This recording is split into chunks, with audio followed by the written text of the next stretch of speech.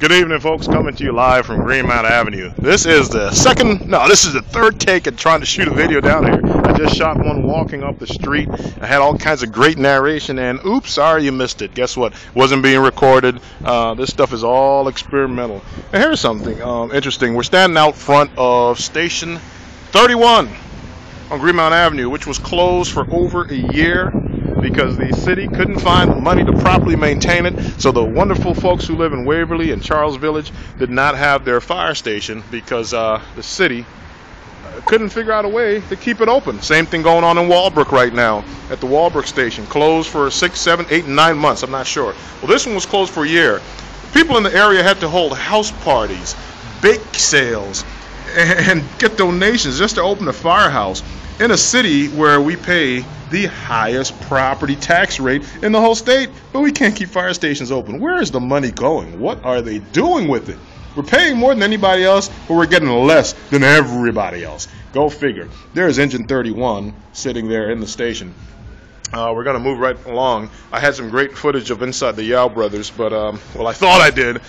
Recording wasn't going on. Like I said, we're walking down the street here to the chicken spot where Damon Minor got into an argument with another young man, and he was shot.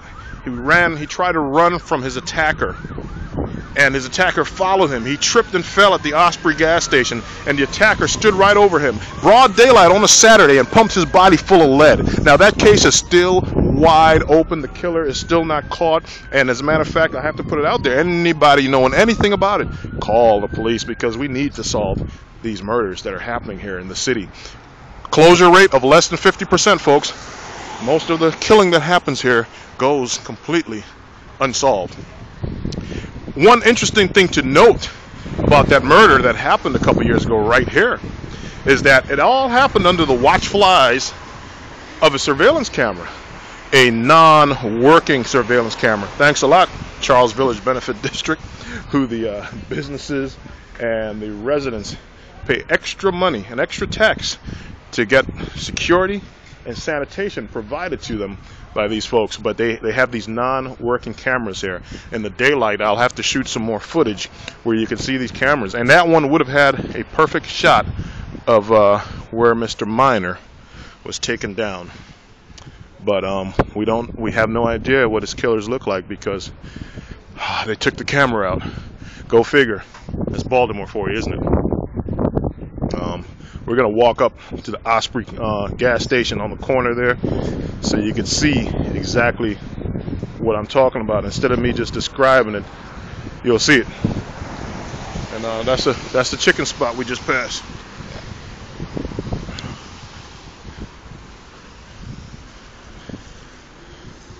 And here is the Osprey gas station.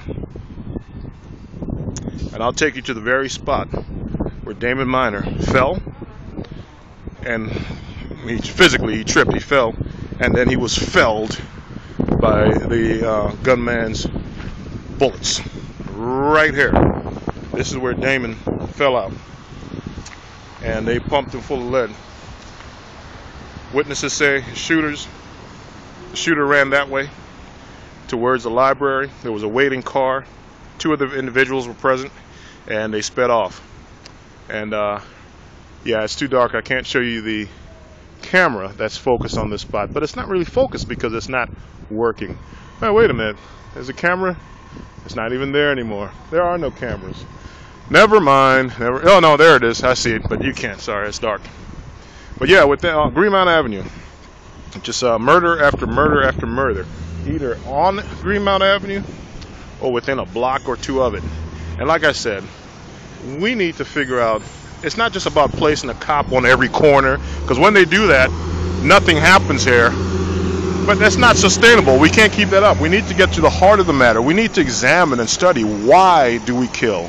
Why is all this going on? Why does a 17-year-old think he can walk in to carry out and try to accost a grown man in his 50s?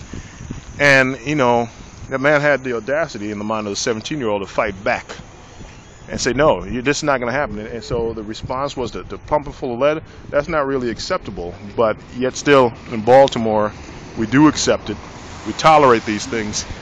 And no one seems to be trying to dig deep to the heart of the matter and figure out why this is going on. And that's why it's still happening, and we don't have a handle on it. We don't have a clue. We put cops out here on every corner, nothing happens. You remove the cops, suddenly the shootings start back, the killings return, and up and down Greenmount and all around, bodies are dropping. I'm not going to recite all of them to you right now and go through the list of all the folks who've lost their lives here. But, you know, if you follow me on Twitter or Facebook, you're familiar with some of them. There's just been too much killing out here. And the police know about it. But unfortunately, police, they're workers, and workers follow orders.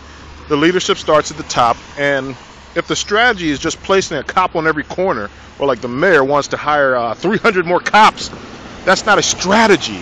That's not intelligence. That's not figuring out what's wrong. That's just placing bodies on the streets. That's not our problem, folks. We do not need a police state, and that will not make us safer. We need to find out what's going on. We need to get to the matter. And by the way, the murder problem that we have here in the big picture is not even, the murder problem is not a police problem. Police are reactionary, of course. A murder problem is a societal problem that we have here. And we need to do some serious thinking, some serious examination of what's wrong with Baltimore, why we have killing at a rate, adjusted for population, at a rate among the highest in the nation. And we've had it like that for a long time. I know you can say, oh, it's a little lower this year. It's still way high. There's still no excuse. It's still pathetic for an American city in 2011, almost 2012, to have a murder rate this high. You know, enough talking from me. We've gone on, and most of you probably won't watch this video this far in. I know, not very exciting, but I just had to record something since my original video didn't work. Coming to you live from the streets of Greenmount Avenue, the Baltimore Spectator, James MacArthur, asking you, what's up, Baltimore? Good night.